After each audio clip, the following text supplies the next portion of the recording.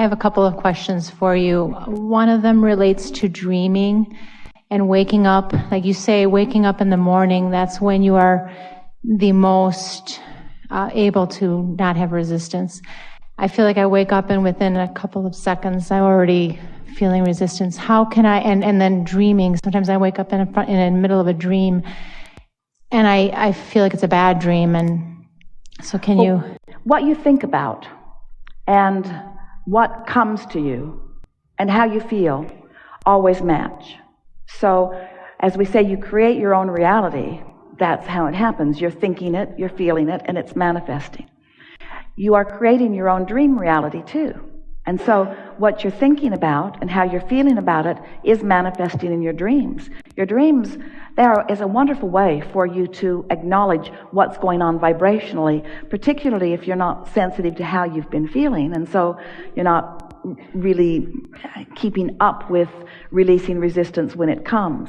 So sometimes you get momentum going that you don't realize that you've got going because they're beliefs that you've held for a while, and so you keep believing them and life keeps showing them to you, and so you develop these patterns of thought, these patterns of expectation, which then play out in vivid form in your dreams.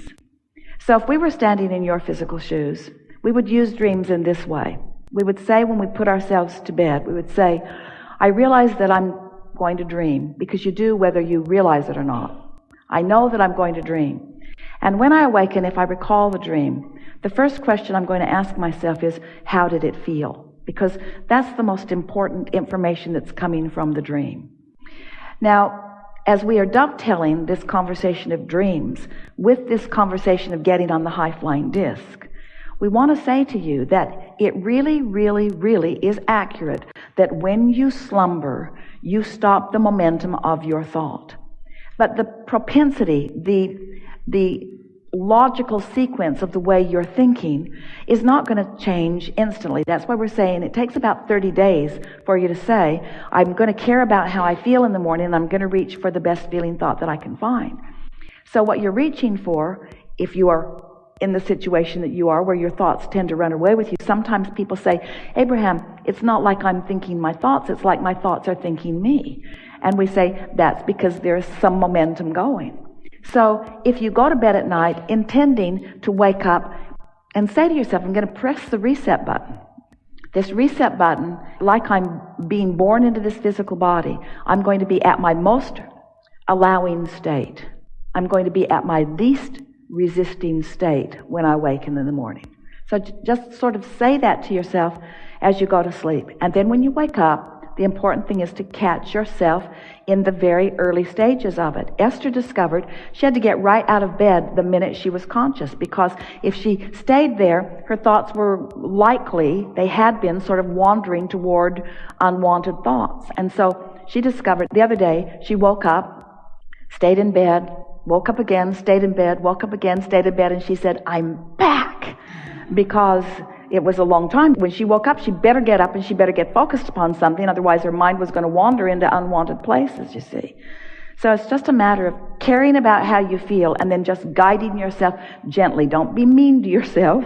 Don't beat up on yourself. Just reach for the best feeling thought that you can find. Now, we've noticed, and you've noticed it too, that the more general your thought is, the less resistance it is likely to have within it. So when you're making that transition from those uncomfortable thoughts. So dreams are full of information, but they are full of information that your emotions are already giving you. If you're having a chronic bad dream about something, there's something bothering you. And you know you're thinking about it, not when you're dreaming. You know you're talking about it, not when you're dreaming. In other words, the essence of that is active within you, and that's why it's coming to you in every way that it can be revealed to you, because it's just an amplification of how you feel about something. But the point that we're wanting to get across in a very powerful way is that you have control about how you feel about everything. You just have to begin to exercise it a little bit, you see. So when the dream comes and it's a persistent feeling, it's not so much the topic of the dream, it's the feeling in the dream. When we awaken and we realized if we were standing in your physical shoes and we would awaken and realize that we'd had that recurring dream again and that the feeling was there, the first thing that we would say is, dreams are good, they help me work the bugs out of things, and we'd leave it right there. It's going to be fun to let this go little by little. And I don't have to think about this. Clearly, it's active in my vibration, but it's becoming less active all the time. And we just talk it down. Just talk it down. I'm looking forward to the time when this dream is gone altogether. Or I really love my high-flying dreams. I really love those good-feeling dreams. Have those too. In other words, just talk yourself into feeling good. Now, for some of our physical friends, this conversation, it feels a little troubling because it sounds to you like what we're saying is, don't face reality. That's exactly what we're saying.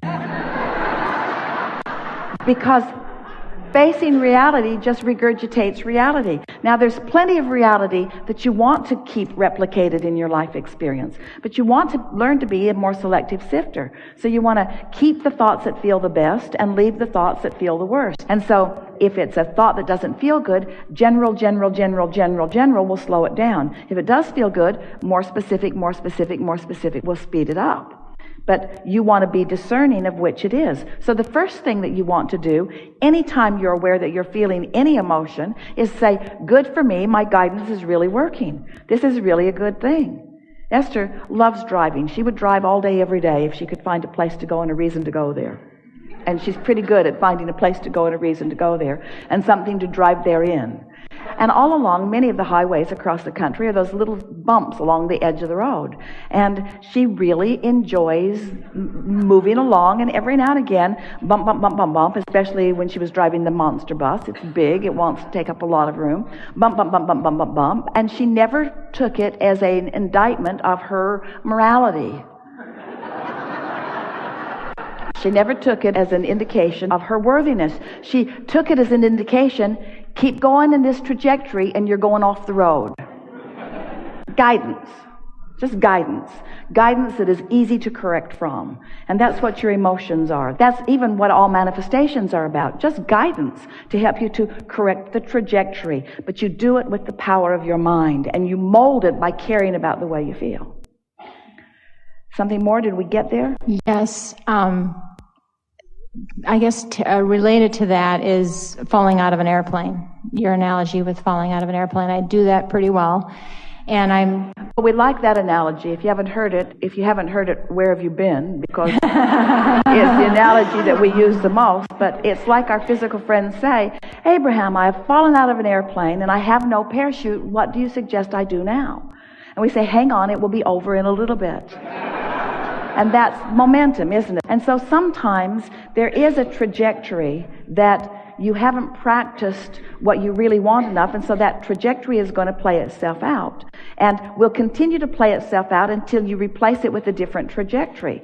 But the thing that we so want you to understand is that you don't have to dig down and get to the bottom of those negative trajectories. In fact, there is no bottom. Because the more you try to figure out what's gone wrong, the more the universe will reveal to you more evidence that it is going wrong. Law of attraction is just that way. And so if you will accept that there's no bottom, and so you will stop trying to get to the bottom of it, but instead just take the negative emotion as the indicator, and then at the next best opportunity, reach for a good feeling thought. And what we're saying to you today is, in many cases, not every case, in many cases, the next best opportunity is when you first awaken tomorrow morning. But it's a long time to wait. Yes. But it is the next best opportunity. So once we convinced Esther of that, she didn't want to blow it for the day. Right. In other words, she wanted to get there. She wanted to acknowledge that she was there. And we're not talking about bringing yourself to bouncing off the wall enthusiasm. We're not talking about getting so high that you want to go out screaming into the woods your appreciation of all life. We're not talking about that kind of momentum. There's usually not that kind of momentum first thing in the morning.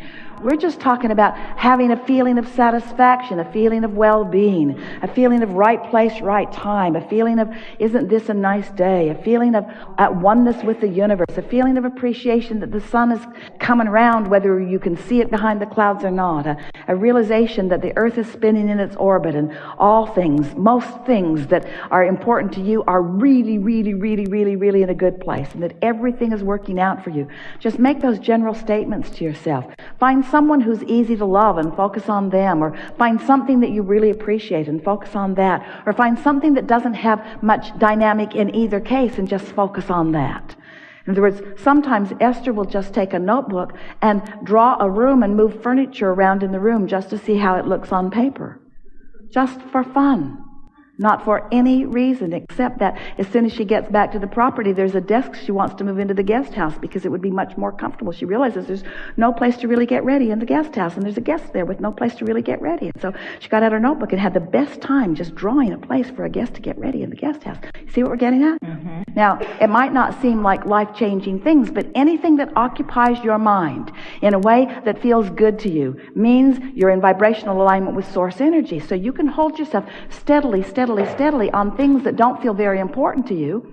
And in that steady place of non-resistance about things that don't feel very important to you, insight comes about things that do feel very important to you.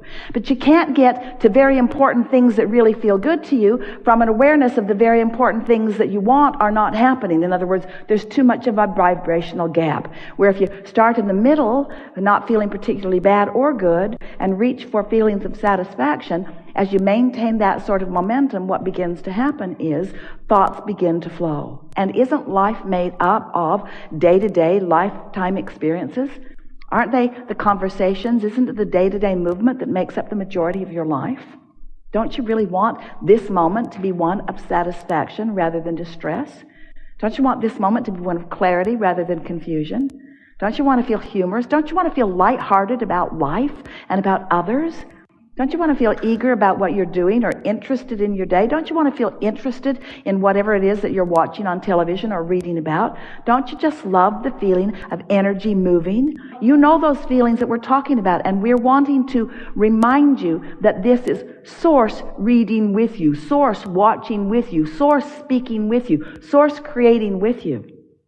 In other words, you're just not happy doing it alone, and yet you have relegated yourselves to doing it alone because somebody's convinced you that you got to prove your worthiness, which means you got to get off in the corner by yourself, and you got to prove what you're made of, which means you got to prove how much you're willing to suffer in order to get to the good stuff. And we say, you don't get to the good stuff through suffering. You get to the good stuff through savoring. You get to the good stuff through reaching for thoughts that feel good to you. So the fact that even a couple of times or more than that a day that I'm falling out of an airplane again, I don't need to get irritated with myself. I can just say, here I am. And maybe every time I can catch it a little sooner so that I can maybe not fall all the way down to the ground. Well stated. You just get better and better at this. And as our friend was talking about this being tethered to this high-flying disc, we want you to understand this bungee cord is really resilient. And really, when you think about it, you are eternally tethered to this vibration of well-being. In other words, you just can't separate yourself from it. You are eternally tethered to this vibration of well-being. And so what if you find a thought that doesn't allow you to be there? How are you going to know it? Can you imagine a sculptor taking a big clump of clay and just splatting it on the table and then complaining, well, I thought I'd be better at this.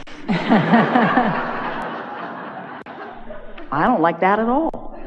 Or can you imagine an artist with his first paint and brush sort of trying to make something of it? And don't you want to mold it into place? And so when you begin to consciously and deliberately mold the energy, can't you give yourself, when a child is learning to walk and falls down, you say, get up, you little dummy. You don't say that, do you? You expect to be able to find your balance. And that's all we're talking about. Give yourself a break. Chill out. Don't ask yourself to be on the high-flying disc when this is the first time that you've really even focused upon it. It makes sense to you. You're feeling resonance with it, but you haven't been practicing getting there and staying there. You've been practicing observing what anybody's going to show you. And you've been trying to gravitate toward things that feel good. That's why you choose the friends you choose and the programs you watch and the books you read. We know that you are wanting to guide your life. You've just never guided it with this sort of infinitesimal care and attention and understanding. But you've never understood about vibration before. You've never understood about the power of leverage that comes from alignment. And now that you are understanding that, you can't go back. Once you understand that you are vibration, you will never be able to not understand that again, because you felt resonance with your source who has known it and wanted you to know it. And if we've said it in a way that you've heard it, now you know it and you can't go back from that.